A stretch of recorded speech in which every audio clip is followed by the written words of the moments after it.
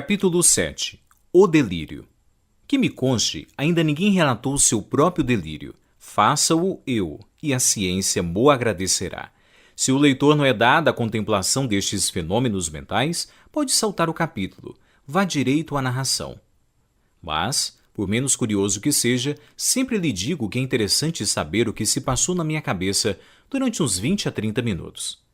Primeiramente, tomei a figura de um barbeiro chinês, bojudo, destro, escanhoando um mandarim que me pagava o trabalho com beliscões e confeitos, caprichos de mandarim. Logo depois, senti-me transformado na Suma Teológica de São Tomás, impressa num volume encadernada em marroquim, com fechos de prata e estampas. Ideia esta que me deu ao corpo a mais completa imobilidade. E ainda agora me lembra que, sendo as minhas mãos os fechos do livro e cruzando-as eu sobre o ventre, alguém as descruzava. Virgília, de certo, porque a atitude lhe dava a imagem de um defunto. Ultimamente, restituído à forma humana, vi chegar o hipopótamo, que me arrebatou. Deixei-me ir, calado, não sei se por medo ou confiança, mas dentro em pouco a carreira de tal modo se tornou vertiginosa, que me atrevi a interrogá-lo, e com alguma arte lhe disse que a viagem me parecia sem destino. Engana-se, replicou o animal. Nós vamos à origem dos séculos. Insinuei que deveria ser muitíssimo longe, mas o hipopótamo não me entendeu ou não me ouviu, se é que não fingiu uma dessas coisas. E perguntando-lhe, visto que ele falava, se era descendente do cavalo de Aquiles ou da asna de Balaão, retorquiu-me com um gesto peculiar a estes dois quadrúpedes. Abanou as orelhas. Pela minha parte, fechei os olhos e deixei-me ir à aventura. Já agora, não se me dá de confessar que sentia umas tais ou quais cócegas de curiosidade, por saber onde ficava a origem dos séculos, se era tão misteriosa como a origem do Nilo, e, sobretudo, se valia alguma coisa mais ou menos do que a consumação dos mesmos séculos. Reflexões de cérebro enfermo. Como ia de olhos fechados, não via o caminho. Lembra-me só que a sensação de frio aumentava com a jornada. E que chegou uma ocasião em que me pareceu entrar na região dos gelos eternos. Com efeito, abri os olhos e vi que o meu animal galopava numa planície branca de neve, com uma ou outra montanha de neve, vegetação de neve e vários animais grandes e de neve. Tudo neve. Chegava a gelar-nos um sol de neve. Tentei falar, mas apenas pude gruir esta pergunta ansiosa. Onde estamos? Já passamos o Éden. Bem, paremos na tenda de Abraão. Mas se nós caminhamos para trás, redarguiu motejando a minha cavalgadura. Fiquei vexado e aturdido. A jornada entrou a parecer-me enfadonha e extravagante, o frio incômodo, a condução violenta e o resultado impalpável.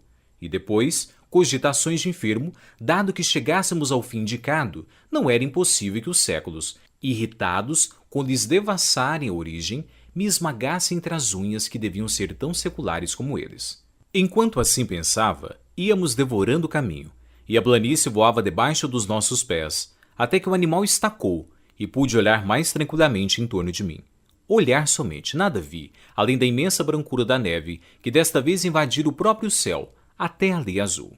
Talvez, a espaços, me aparecia uma ou outra planta, enorme, brutesca, meneando ao vento as suas largas folhas. O silêncio daquela região era igual ao do sepulcro. Dissera-se que a vida das coisas ficara estúpida diante do homem.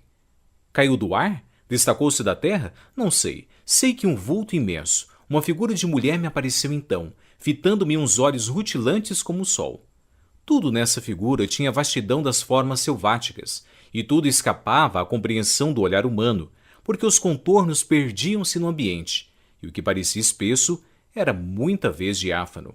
Estupefato, não disse nada, não cheguei sequer a soltar um grito, mas ao cabo de algum tempo, que foi breve, perguntei quem era e como se chamava. Curiosidade de delírio. Chama-me natureza ou Pandora. Sou tua mãe e tua inimiga. Ao ouvir esta última palavra, recuei um pouco, tomado de susto. A figura soltou uma gargalhada, que produziu em torno de nós o efeito de um tufão. As plantas torceram-se e um longo gemido quebrou a mudez das coisas externas. Não te assustes, disse ela. Minha inimizade não mata, é sobretudo pela vida que se afirma. Vives, não quero outro flagelo. Vivo? Perguntei eu, enterrando as unhas nas mãos, como para certificar-me da existência. Sim, verme, tu vives. Não receies perder esse andrajo que é teu orgulho. Provarás ainda, por algumas horas, o pão da dor e o vinho da miséria. Vives, agora mesmo que ensandeceste, vives, e se a tua consciência revolver um instante de sagacidade, tu dirás se queres viver. Dizendo isto, a visão estendeu o braço, segurou-me pelos cabelos e levantou-me ao ar, como se for uma pluma. Só então pude ver-lhe de perto o rosto, que era enorme. Nada mais quieto, nenhuma contorção violenta, nenhuma expressão de ódio ou ferocidade. A feição única, geral, completa, era a da impassibilidade egoísta e da eterna surdez, a da vontade imóvel. Raivas, se as tinha, ficavam encerradas no coração. Ao mesmo tempo, nesse rosto de expressão glacial, havia um ar de juventude, mescla de força e vício, diante do qual me sentia eu o mais débil e decrépito dos seres. Entendeste-me? Disse ela, no fim de algum tempo de mútua contemplação.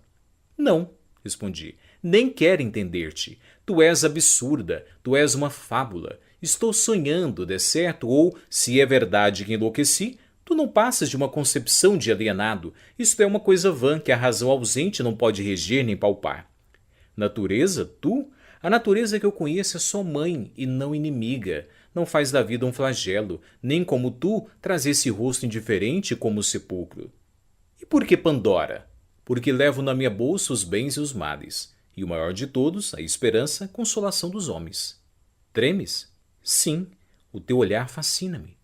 Creio, eu não sou somente a vida, sou também a morte, e tu estás prestes a devolver-me o que te emprestei. Grande lascivo, espera-te a voluptuosidade do nada.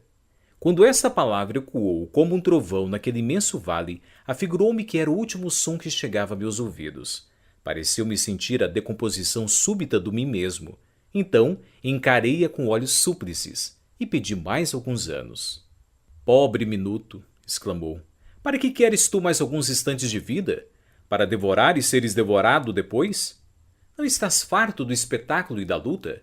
Conheces de sobejo tudo o que eu te deparei menos torpe ou menos aflitivo, o alvor do dia, a melancolia da tarde, a quietação da noite, os aspectos da terra, o sono, enfim, o maior benefício das minhas mãos. Que mais queres tu, sublime idiota? Viver somente, não te peço mais nada. Quem me pôs no coração este amor da vida, senão tu? E se eu amo a vida, por que te hás de golpear a ti mesma, matando-me? Porque já não preciso de ti. Não importa o tempo, o minuto que passa, mas o minuto que vem. O minuto que vem é forte, jucundo, supõe trazer em si a eternidade, e traz a morte, e perece como o outro, mas o tempo subsiste. Egoísmo, dizes tu? Sim, egoísmo, não tenho outra lei. Egoísmo, conservação. A onça mata o novilho porque o raciocínio da onça é que ela deve viver, e se o novilho é tenro, tanto melhor. Eis o estatuto universal. Sobe e olha. Isto dizendo, arrebatou-me ao alto de uma montanha. Inclinei os olhos a uma das vertentes e contemplei durante um tempo largo ao longe, através de um nevoeiro, uma coisa única.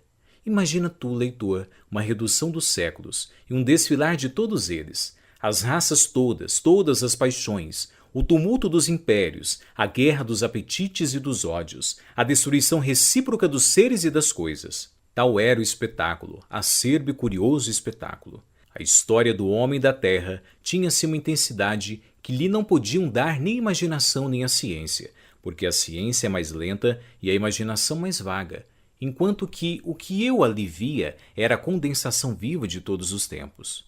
Para descrevê-la seria preciso fixar o relâmpago. Os séculos desfilavam num turbilhão, e não obstante porque os olhos do delírio são outros, eu via tudo o que passava diante de mim, flagelos e delícias, desde essa coisa que se chama glória até essa outra que se chama miséria. E vi o amor multiplicando a miséria, e vi a miséria agravando a debilidade. Aí vinha uma cobiça que devora, a cólera que inflama, a inveja que baba, e a enxada e a pena, úmidas de suor, e a ambição, a fome, a vaidade, a melancolia, a riqueza, o amor, e todos agitavam o homem como um chocalho, até destruí-lo como um farrapo. Eram as formas várias de um mal, que ora mordia a víscera, ora mordia o pensamento, e passeava eternamente as suas vestes de arlequim em derredor da espécie humana. A dor cedia alguma vez, mas cedia à indiferença, que era um sono sem sonhos, ou ao prazer, que era uma dor bastarda.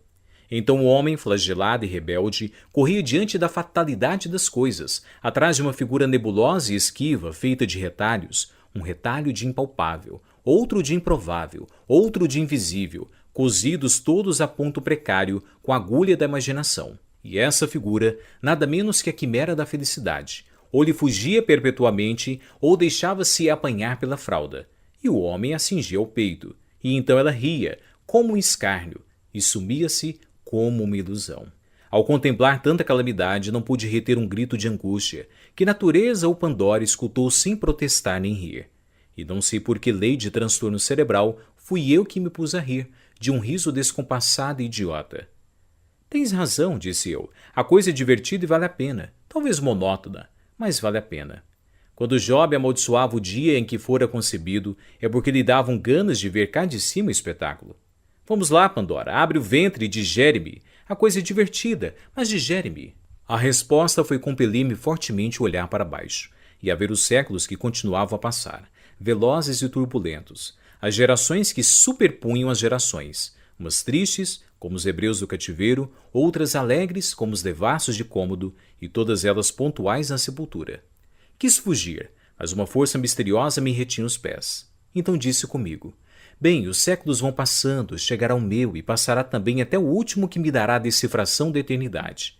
E fixei os olhos, e continuei a ver as idades, que vinham chegando e passando, já então tranquilo e resoluto, não sei até se alegre, talvez alegre. Cada século trazia sua porção de sombra e de luz, de apatia e de combate, de verdade e de erro, e o seu cortejo de sistemas, de ideias novas, de novas ilusões. Em cada um deles rebentava as verduras de uma primavera e amareleciam depois para remoçar mais tarde. Ao passo que a vida tinha-se uma regularidade de calendário, fazia-se a história e a civilização, e o homem, nu e desarmado, armava-se e vestia-se, construía o tugúrio e o palácio, a rude aldeia e Tebas de cem portas, criava ciência que perscruta e a arte que enleva. Fazia-se orador, mecânico, filósofo, corria a face do globo, descia ao ventre da terra, subia à esfera das nuvens, colaborando assim na obra misteriosa com que entretinha a necessidade da vida e a melancolia do desamparo. Meu olhar, enfarado e distraído, viu enfim chegar o século presente e atrás dele os futuros. Aquele vinha ágil, destro, vibrante, cheio de si, um pouco difuso, audaz, sabedor, mas ao cabo tão miserável como os primeiros. E assim passou, e assim passaram os outros, com a mesma rapidez e igual monotonia. Redobrei de atenção, fitei a vista, e enfim ver o último. O último. Mas então já a rapidez da marcha era tal que escapava toda a compreensão. Ao pé dela o relâmpago seria um século. Talvez por isso entraram os objetos a trocarem-se. Uns cresceram, outros minguaram, outros perderam-se no ambiente. Um nevoeiro cobriu tudo, menos o hipopótamo que ali me trouxera, e que aliás começou a diminuir, até ficar do tamanho de um gato. Era efetivamente um gato. Encarei-o bem. Era o meu gato sultão, que brincava à porta da alcova com uma bola de papel.